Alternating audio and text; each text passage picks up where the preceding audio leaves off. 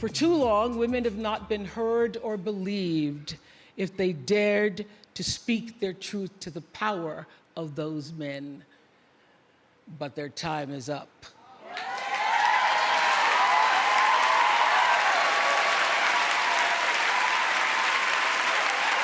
Their time is up. Okay, her speech at the Golden Globes sure was powerful, but was it presidential? There are whispers today that Winfrey has the White House in her sights. After all, a business mogul and a TV host sitting in the Oval Office isn't quite so far-fetched anymore. Paul Hunter looks at whether an Oprah run could, in fact, become a reality. By now, you may well be thinking, of course, in the U.S. today, it makes total sense. So I want all the girls watching here and now to know that a new day is on the horizon.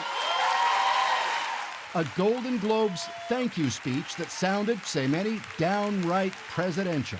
Oprah Winfrey, name-checking civil rights leader Rosa Parks, applauding women and men who are fighting hard to make sure that they become the leaders who take us to the time when nobody ever has to say, "Me too," again.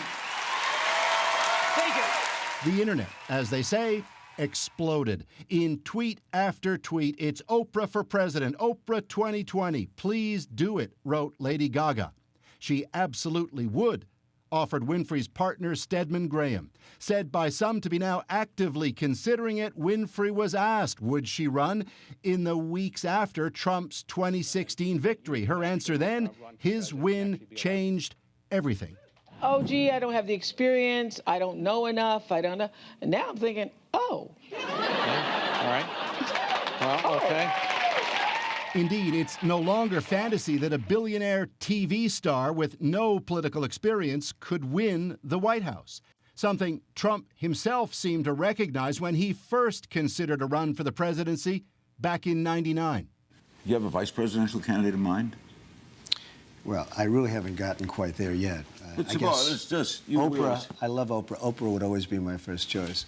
But battling for public office can be brutal. Even today, the positive tweets, this one from Stephen Colbert, came with others less so, such as this from actor James Woods, Winfrey and Harvey Weinstein, hashtag all ears. So, will she do it? Will the woman who years ago asked would he ever run? Would you ever? Probably not.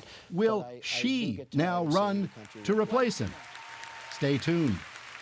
Paul Hunter, CBC News, Washington. So if Oprah does decide to run, she's already got all the connections she needs to fund a campaign. Just take a look at who surrounded Oprah at the Globes last night. Big-name celebrities with ties to the Democratic Party.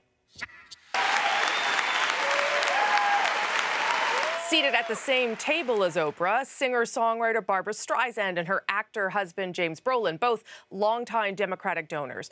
Oprah's best friend and CBS host Gayle King reportedly gave more than $30,000 to the party and Obama's campaign before she started at the network. Denzel and Pauletta Washington contributed more than $100,000 over the past decade.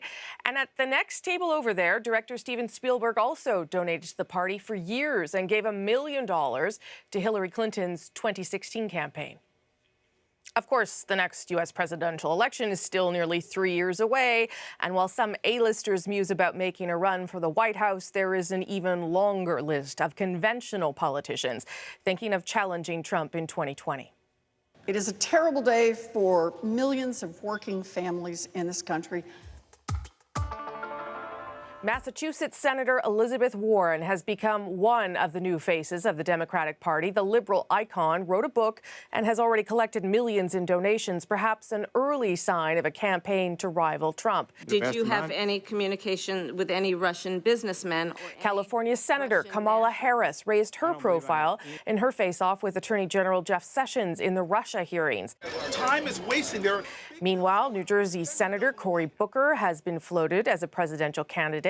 He appeared on the campaign trail to boost Alabama's Doug Jones, and Kirsten Gillibrand has emerged as a leading advocate for sexual harassment victims.